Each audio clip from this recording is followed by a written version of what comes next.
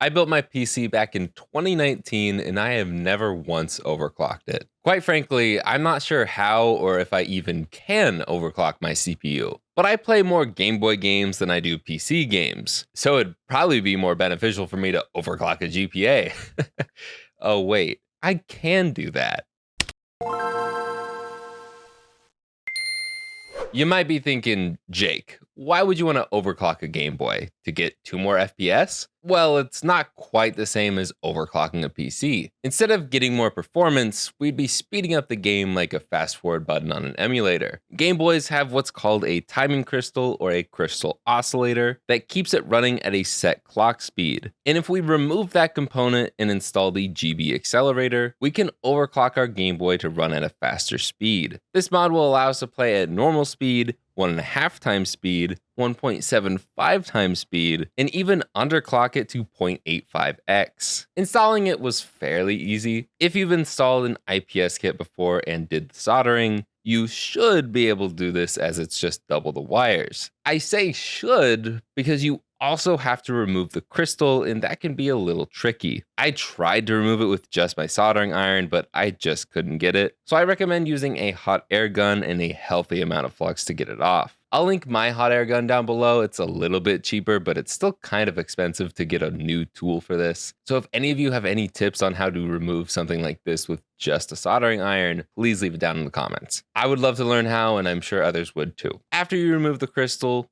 you just need to solder wires to test pads for 3 of the buttons, the cart slot pins for the 5V and ground, a wire to DL2A, and CK1. I chose to solder to TP8, TP9, and TP3, which are L, R, and start. Since I'm already using L, R, and select for the brightness controls on this GBA, select's test pad is already in use. So that's why I picked start instead. I'm able to use L and R still because I normally solder to these pins, so my test pads are still available. But then again, I could have just soldered 2 wires to each of those points, just like wrap them up and solder it to 1 test pad each, and still could have used those buttons anyways, because you press all 3 of the buttons at the same time to cycle through the clock speeds. You can shorten the wires like I did to manage them a little easier, tape down the board with the included double-sided tape, and then close up your GBA. Whenever you turn it on, it will always default to the normal speed, and the LED will flicker in different ways to show which speed you're at, but it's kind of hard to tell the difference, at least for me. I didn't know that until writing the script, and I just kind of paid attention to how fast the audio was going. It is a little hard to tell the difference between the 1.5 and 1.75 speed though, because they're both fast.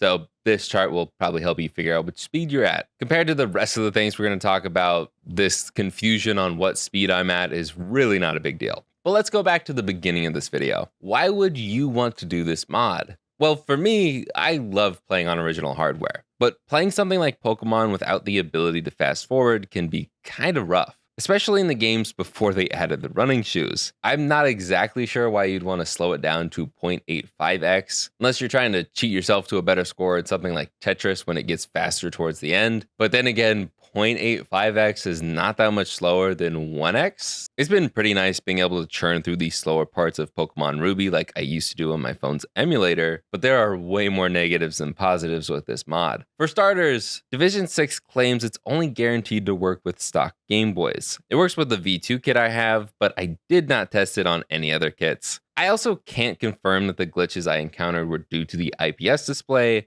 or if this is just par for the course with the GBAccelerator, but I'm assuming it's the latter. At normal speed, I haven't yet had any issues, but I spent very little time at 1x because that's not the point of this mod. At the other speeds, I consistently get screen glitches like this, and at the fastest speed, it's at its worst. While that is annoying to me, I did understand going into this that this would probably happen, or at least something like this. And honestly, for the most part, I was able to ignore it after a while. But what I could not ignore was all of the sprites just randomly disappearing, and stuff like this happening in battles. Yikes! This would not fix itself at all. I had to turn it off and turn it back on for it to go back to normal. Your mileage may vary, but I also could not get this to work with any flashcards. It would just break once I loaded my game. If you are into chiptune, this mod will allow you to mess around with different pitches at different speeds, but I feel like that's more of a DMG thing than a GBA thing, which I will say that this mod is available for all the Game Boy models and the DS and DS Lite. You just have to get the right one from the right listing. But at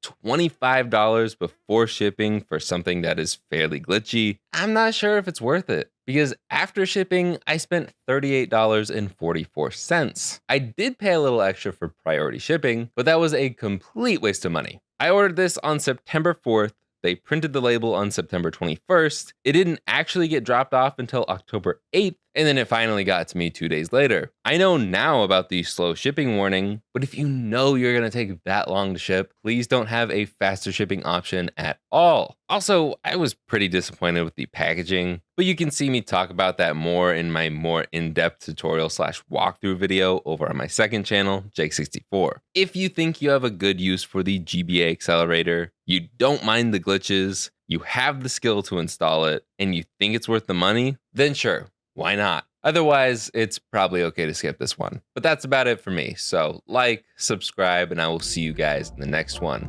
Later, guys.